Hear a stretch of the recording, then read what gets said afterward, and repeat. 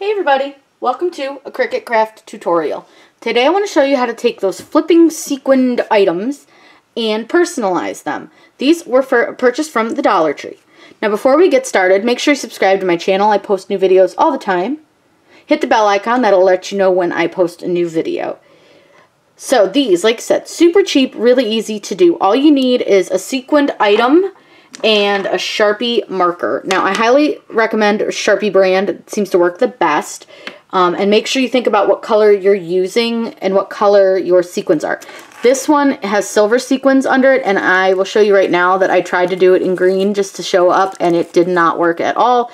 You can't really see it. It was really like splotchy, so that one was a fail. But this one, I used a silver Sharpie marker, and check out how we're going to show you how to do this. It's so much fun. These are so easy to do. Kids love them. But look at how cute that is. So let's go over to Design Space so I can show you how to make this stencil really quick. And then we can get started and I'll show you how to do it. It's so fun. So in Design Space, all we have to do is make a template just to give us an idea of the space that we're working with. So I'm just going to use a square. And I know that I have about 2 inches to play with. So we'll just make it about 2 inches. It doesn't have to be exact. We're going to open up a text, and I'm just going to do an initial. Since these are just on small keychains, we'll just do a small design. So let's change the font. I'm going to do something a little bit bold, but I want something that at least looks nice. So let's just kind of scroll through and see what we have that's kind of a neat look. That might look kind of cool, or at least give us a good, thick style.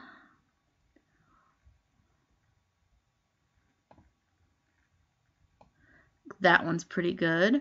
Now you can stretch it out if you want, so you can unlock it right here in the lower left hand corner and make it a little bit fatter if that's kind of the look you're going for. So let's just do that.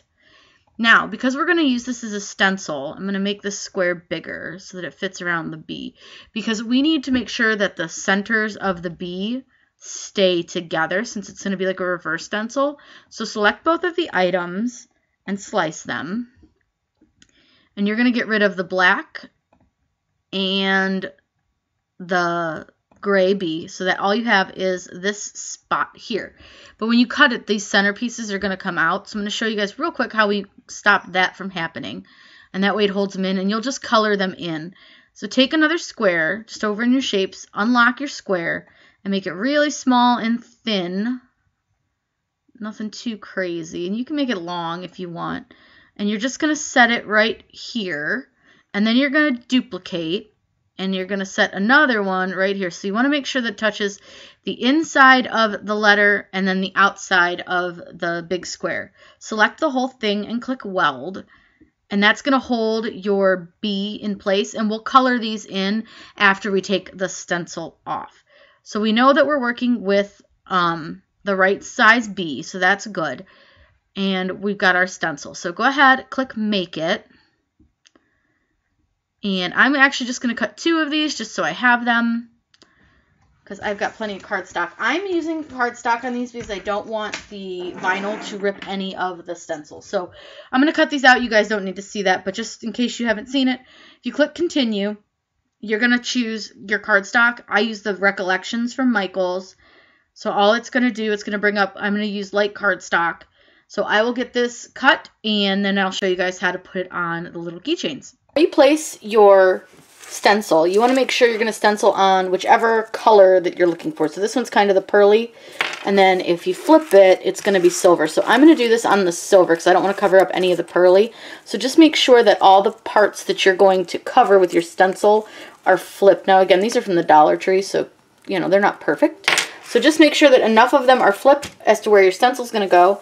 And then I typically use just a little piece of tape, and I'm going to just reuse a little piece from the last one I just did, because I always test these before I film, because oh, Lord knows they could go all wrong. So I just use a little piece of Scotch tape, and I place my letter on my heart pillow wherever I want it. And that's probably pretty good. It doesn't have to be perfectly centered because really, honestly, no one will notice. So then I just try to make sure that my stencil is pulled up. I will say I recommend doing this with a Sharpie marker and one that has a thinner tip.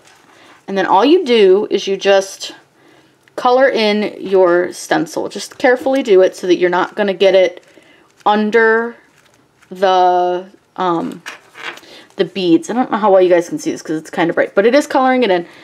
So I may actually have to switch colors. This gold isn't exactly the brightest gold, but we'll try it with the gold.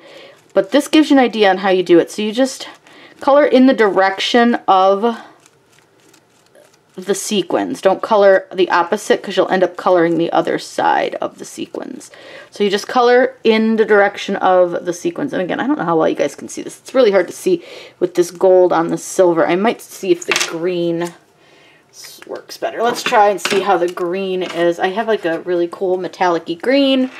Wasn't sure I was going to use it. Didn't love it, but I think if the gold isn't showing up very well, which it doesn't seem to be, we will use green. So we'll just take this. And again, just like the same thing. Yep, the green shows up a little bit better. I still don't know if you guys can see it because it's such a shiny surface, but you'll be able to see it when I flip it back over. So this is all you're going to do for the whole thing. And let me finish coloring this in. You guys don't have to watch the whole thing. It's pretty boring watching me color, and this is hard to do when I'm filming because I got to hold it so you guys can see it. But I'm going to get this all colored in, and then I'll show you guys how we can kind of touch it up. So I'm going to apologize now because the colors I chose just were not working at all with that silver. So we're going to just finish it up on this red one. So as you can see, I have my B right here, and all we want to do is just fill in and kind of even out the edges best you can. Don't go over too crazy with it.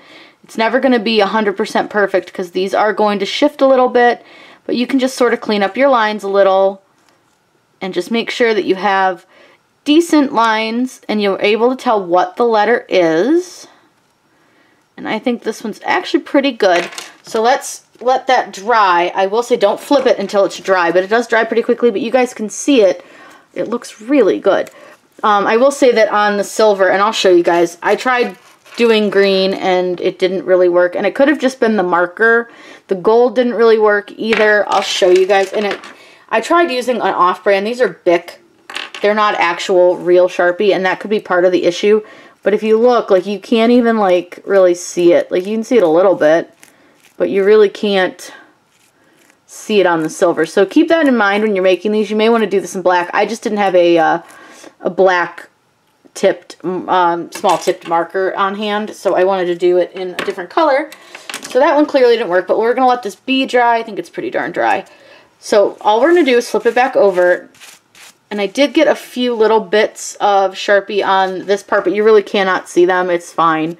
There's like one like black spot on there that was there when I bought it. But you can see it just looks like a regular pillow, or in this case a keychain. Take your hand, swipe it across, and there you go. You have your little initial. This is a really fun and easy project, but look, I made a big mess. So keep that in mind. You're going to get it all over your hands. But this was really fun and simple. I would not recommend using vinyl, only because you don't want to stick it to the sequins and then have it pull them off. So you want to make sure that you're careful with that. But as you can see, it really works pretty gosh darn well.